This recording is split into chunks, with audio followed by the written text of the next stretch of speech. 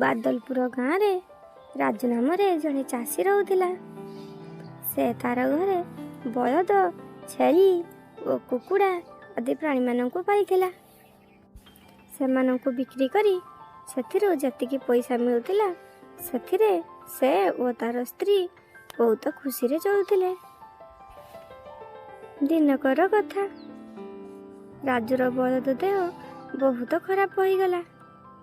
ସେ ଏତେ ରୋଗିଣା ହୋଇଗଲା ଯେ ଚାଷ କରିବା ତ ଦୂରର କଥା, ସେ ଚାଲି ବି ପାରିଲା ନାହିଁ। ରାଜୁ ବହୁତ ଚିନ୍ତାରେ ପଡ଼ିଲା।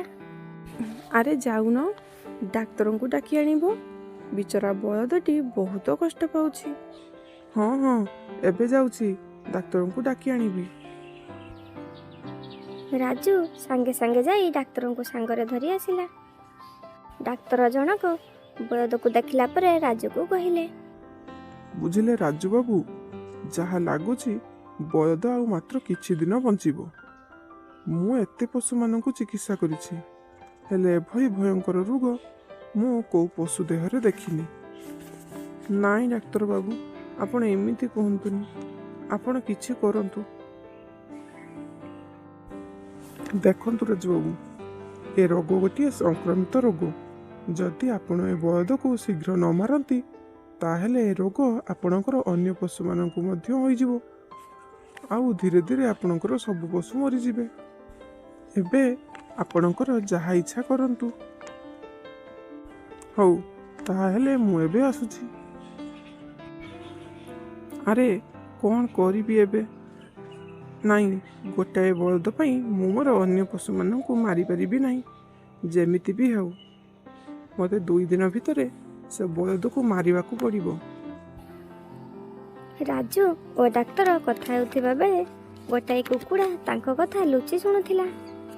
ସେ ସାଙ୍ଗେ ସାଙ୍ଗେ ବଳଦ ପାଖରେ ଯାଇ ପହଞ୍ଚିଲା ଓ କହିଲା, ବଳଦ ଭାଇ, ଏ ବଳଦ ଭାଇ। କ'ଣ ହେଲା? ତତେ କ'ଣ ଦେଖାଯାଉନି? ମୋ ଦେହ ଜମା ଭଲ ନାହିଁ। ତୁ କ'ଣ ପାଇଁ ଆସିଛୁ? ଭାଇ ଶୁଣ କ'ଣ ହୋଇଛି। ସେ ଡାକ୍ତର ଓ ରାଜୁ ଯାହା କଥା ହେଉଥିଲେ ସବୁ କଥା ବଳଦକୁ କହିଲା। ଆରେ ନା, ମୋ ମାଲିକ ସେମିତି ନୁହନ୍ତି। ତୁ ମିଛ କଥା କହୁଛୁ। ସିଏ ଏତେ ସ୍ୱାର୍ଥପର ହୋଇପାରିବେ ନାହିଁ। ଶୁଣ ବଳଦ ଭାଇ, ମୁଁ ଯାହା ଶୁଣିଲି ଆସି ତୁମକୁ କହିଲି, ତେଣିକି ତୁମେ ଯାହା ସୁବିଧା ହେଉଛି କର। ଏହା କହି କୁକୁଡ଼ା ସେଠାରୁ ଚାଲିଗଲା। 2 ଦିନ ବିତିଗଲା। ରାଜୁ ବଳଦକୁ ମାରିବା ପାଇଁ ଲୋକ ଡାକିବାକୁ ଗଲା। ସେତିକି ବେଳେ କୁକୁଡ଼ା ଯାଇ ବଳଦ ପାଖରେ ପହଞ୍ଚିଲା। ହଁ ରେ କୁକୁଡ଼ା, ତୁ ଯାହା କହୁଥିଲୁ ପୁରା ଠିକ୍। ଆମ ମାଲିକ ଏତେ ସ୍ୱାର୍ଥପର ମୁଁ ଜାଣିନଥିଲି। ତୁ କହିଲୁ, ଏବେ ମୁଁ କ'ଣ କରିବି? ଅଭିନୟ କର, ଅଭିନୟ। ଆରେ କି ଅଭିନୟ? ତୁମେ ଉଠି ଭଲରେ ଚାଲିବାର ଅଭିନୟ କର। ତୁମକୁ ସୁସ୍ଥ ଦେଖିଲେ ସେ କେବେ ବି ତୁମକୁ ମାରିବେନି।